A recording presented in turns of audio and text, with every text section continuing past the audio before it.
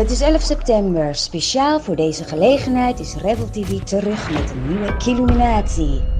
Delen is nog niet strafbaar.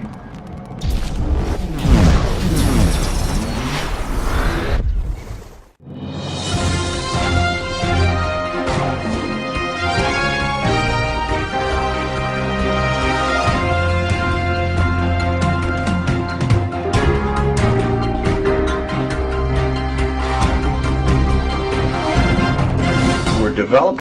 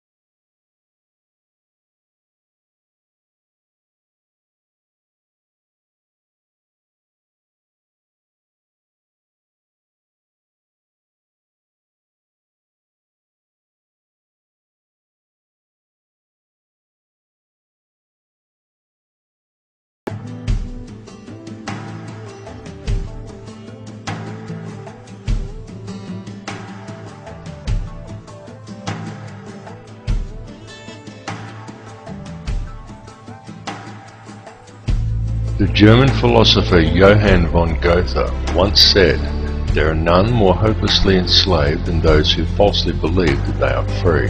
But few who hear the words ever realize that they are the ones to whom Goethe was referring.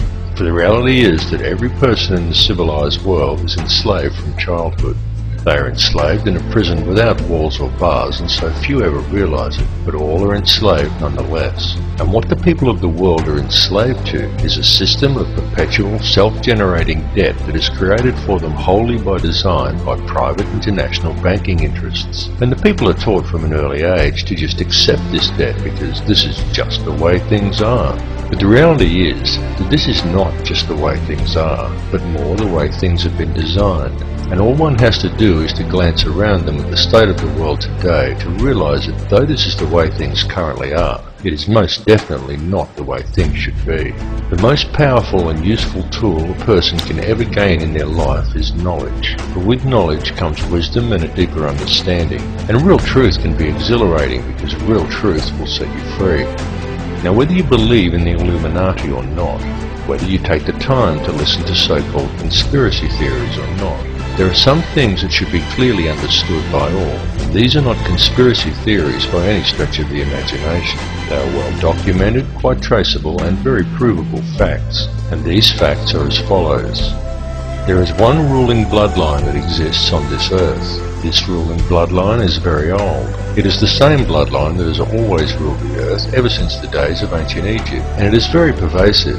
For example, many people think that anyone can get to be President of the United States, but the reality is that all US presidents have been Freemasons, and a large number of them are in fact related, and their lineage can be traced back to European monarchy, and in particular to the line of William of Orange. This elite bloodline can actually be traced back a good deal further than William of Orange, and even back as far as the royalty of ancient Egypt. And it's this very same bloodline that has ruled the earth ever since, and to which the British monarchy and the current US president can both ultimately be traced. Many people may be surprised to learn that US President George W. Bush is in fact the 13th cousin of Queen Elizabeth II, the current British monarch. Reverence for the royal bloodline and worship of Amun-Ra is still carried out in the world today, though it is veiled and secretive, but the symbolism remains true, as always, hidden in plain view. Adherence to such traditions is why each of the 3 city-states of London, Vatican and the District of Columbia all have their own obelisks. The London obelisk is also accompanied by 2 sphinx wrought in the image of Thutmose, indicating that it is in London that the royal bloodline actually resides. The fact that out of all the pharaohs to choose from, the London Sphinx depicts Thutmose is actually very telling indeed for a number of reasons, but that is another tale. The British monarchy is steeped in ancient traditions and symbolism, and they do not attempt to hide these connections. They just don't mention them or answer questions about them. But the signs and symbols are right there for discerning eyes to clearly see, again, as always, hidden in plain view. Just a look at the royal coat of arms, the royal regalia and the coronation throne clearly demonstrates these connections. And the evidence linking these rulers to the one bloodline does exist. All the information to verify these claims lies within the public domain. It is up to each of you to connect the dots yourself. More importantly, however, is the fact that over the last 200 odd years there has developed behind this ruling bloodline another elite class, somewhat similar to a priesthood that remains hidden in the shadows. This shadowy priesthood is the money changers, the international banking elite, consisting of 13 very influential families, and it is this shadowy elite who ultimately controls things from behind the scenes. This control is achieved through covert manipulation of the global money systems and maintained through an intricate web of interconnected secret societies, through which control over the flow of all money, all resources, all food, and more importantly, all information through manipulation of the world's educational institutions and corporate media is also achieved. Many of these smaller secret societies are completely oblivious to the existence of the others, but all lead back to a round table of just 6 and ultimately to one at the very top that is populated by virtually a handful of individuals. It is this handful of very powerful men that controls all the other societies, and through them the heartbeat of the entire world. The society that sits at the very top was founded on Knights Templar traditions in Bavaria in 1776 by a man called Adam Weishaupt, and this is the order of the Illuminati. The man who commissioned Weishaupt for the task was Mayor Amschel Rothschild, and it was done in order to carry out a plan conceived by Rothschild and the heads of 12 other families at a secret meeting that took place in 1773. These families included the Warburgs, the Schiffs and the Oppenheimers. The Illuminati has since become the most powerful society in the world, and in the last 230 years it has been instrumental in helping the Rothschild family accumulate over 1/2 of the world's total wealth, at the cost of quite literally millions of innocent lives. The hoarded wealth of this one family alone could comfortably feed, clothe and house every man, every woman and every child on earth. And this is just one of the 13 Illuminati families. The goal of the Illuminati has always been a simple one, and that is to achieve, by whatever means possible, total ownership and control over no less than every resource, every government, every rock, every drop of water, every blade of grass, and every living creature, both human and non-human, in the entire world. And since its inception, for over 230 years, the order of the Illuminati has been tirelessly, relentlessly, and unfalteringly steering its members towards the achievement of that one ultimate goal. Through secrecy, they have so far been extremely successful in their endeavours. In fact, so much so that we are right now living in the time when they intend to see this long-spanned work come to fruition. The situation we are witnessing in the world right now is in fact the final endgame of the Illuminati. This is their big grab for ultimate power and mass depopulation.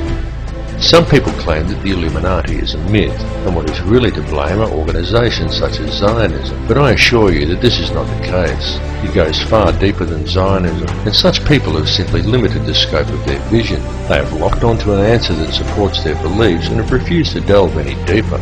They are not seeing the bigger picture. Greek philosopher Socrates once said that true wisdom is knowing how little we actually know, and he was absolutely correct. And this is why it is important to keep an open mind and allow your beliefs to be flexible enough to change as new knowledge is acquired. And it is important to listen to all the information and not to just that which reinforces your beliefs, because this conspiracy goes very deep, and Zionism and the Jewish influence over the money system is merely one layer of it. It goes still deeper even than the Illuminati. Those who we know as the Illuminati are merely the shadowy controllers. The plan that is unfolding in the world today is indeed an old one, and it is a plan that is very complex, but Not so with the system of control that is in place to blind the people to its existence. This system of control just appears to be complex, but in reality it isn't. In reality, it's very simple, and it's very fragile. However, it is its apparent complexity that has kept it so well veiled, and it has also been kept very well hidden by constructing a conspiracy culture to breed around it, and by then promoting an air of endless ridicule towards such concepts. Indeed, the creation and proliferation of such a culture and promotion of constant ridicule towards it has been one of the Illuminati's most valuable assets in obscuring the reality of the society's existence. The entire Illuminati system is today operated by the Crown. And what is the Crown exactly? Well, contrary to popular belief, the Crown does not refer to the royal family or to the British monarchy, but to the inner city of London, which in actual fact is a privately owned corporation that functions as a completely separate sovereign state outside the jurisdiction of England, the same as its two sister city-states of Vatican and Washington's District of Columbia, all of which combine to form the empire of the three cities. Most people are completely unaware that when they swear allegiance to the Crown, they are actually swearing allegiance to this private corporate empire owned by the 13 Illuminati families. These are the very same private individuals who also indirectly own and operate the World Bank. And what does the World Bank do exactly? Well, apart from other things like control global oil prices, it lends money to whole countries by supplying each country's Federal Reserve Bank, and then it collects interest on these loans, which is paid by taxing the labour of the peoples of each country. Now let me just run that by you again so you clearly understand how this works.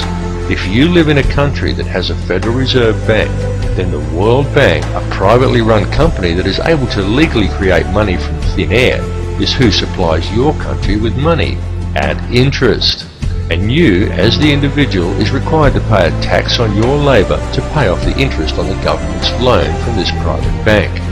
Many people are duped into believing that their taxes pay for infrastructure, and without taxes there would be no roads and no schools and the country would fall apart. But this is completely untrue. The government has the legal right to coin its own money and control its value, but it does not. It borrows money from a private bank and uses this bank loan to pay for infrastructure, and then you are taxed in order to pay off the interest on the loan. Interest which, from a business perspective, is pure profit for the international banksters. However you choose to look at things, one thing must be clearly understood, and that is that each person in the Western world who has a job is forced every year to give away approximately 3 months' worth of wages in taxes, and that tax money goes directly into the pockets of the private individuals who own and run the World Bank. It's one big privately run scam. And if you ever allow yourself to be microchipped and cash money is abolished altogether, which is their plan, then all bills and all taxes will automatically be removed from your account when they are due, whether you actually owe the money or not. And if you complain about the system, well then they can simply turn off your chip. Since all commerce will centre around the chip, you will not be able to buy food or pay rent or do anything at all, and there will be absolutely nothing whatsoever that you can do about it. And that is their goal, to limit the size of the population on Earth and to microchip those that are left. And then it's game, set and match, and total control of the world and everyone in it will be in the hands of an international cartel of criminal banksters. This whole scam is being planned and carried out very methodically. It is these people and their minions and puppets who attend such gatherings as Bilderberg meetings and the Bohemian Grove Summer Festival, and who still adhere closely to the schools of ancient mystery, which many such as the late Bill Cooper have referred to as the ancient mystery religion. However, it is more a mechanism of control designed to reach an ultimate goal than a religion. Though steeped in ritual and what many would term black magic, it is simply a system. The Illuminati system, and though its workings seem complex to the layman, in reality it's quite simple, and it's also very easy to see once one has acquired the correct manner of looking at things. And there is definite purpose and reason in the ritualistic nature of this system, in its use of numerology, symbolism and ritual, and all that is needed to realize this is a deeper understanding of the true nature of the universe and how we are all connected to it. However, this film directs its focus on the system itself and the key to the system functioning, which is through covert control of the money supply by very few people. It is crucial that people become aware of this issue because the methods by which society could free itself from this system of control are also very simple. Once a person has gained an understanding of the true realities of this world we live in, and this is not as difficult a task as you may at first think, because due to its complexities, the illusion the elite have created that most perceive as reality is a very fragile one. It is fragile because it is not reality. The reality is that the world does not have to be this way at all. It does not have to be heading in the direction that it is heading. People do not have to live in a never-ending sea of self-generating debt. Wars do not have to be fought, and children do not have to starve. And don't think people starve because the world is overpopulated. Don't believe what the television tells you. The world isn't overpopulated at all. In fact, let's look at it realistically with a simple comparison of population versus land mass, and we can do a rough estimate and formulate a quick hypothetical to demonstrate this very easily. There are approximately 6 billion people in the world, and there is 2.97 million square miles of land in the island continent of Australia. 2.97 million square miles breaks down to 1,900,800,000 acres, which then converts down to 7,603,200,000 quarter-acre blocks of land. So, we could hypothetically give every person in the world a quarter-acre block of land, and they would all fit into an area the size of Australia. Each would have enough land that they could all have gardens and grow a substantial supply of their own food.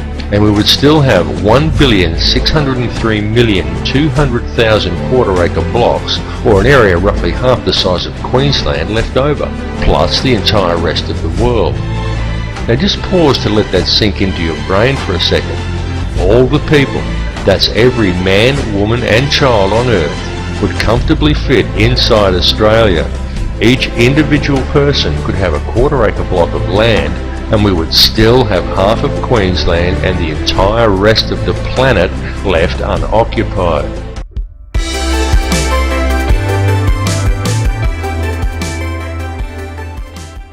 Breakfast doesn't start here.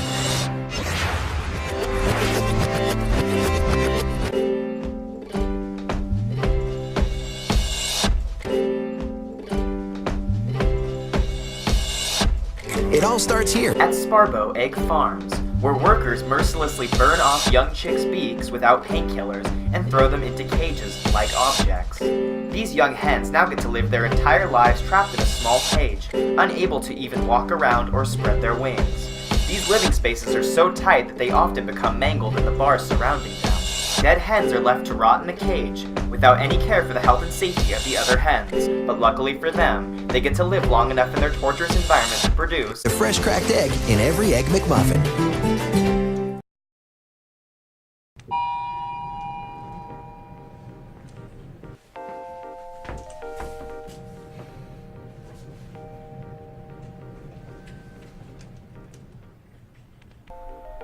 Hi.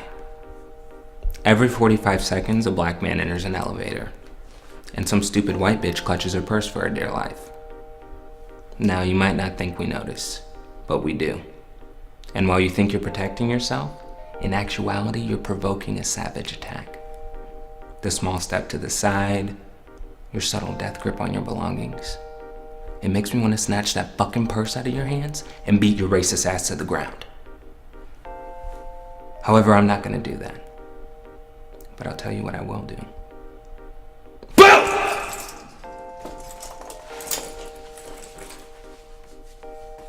Dumb bitch.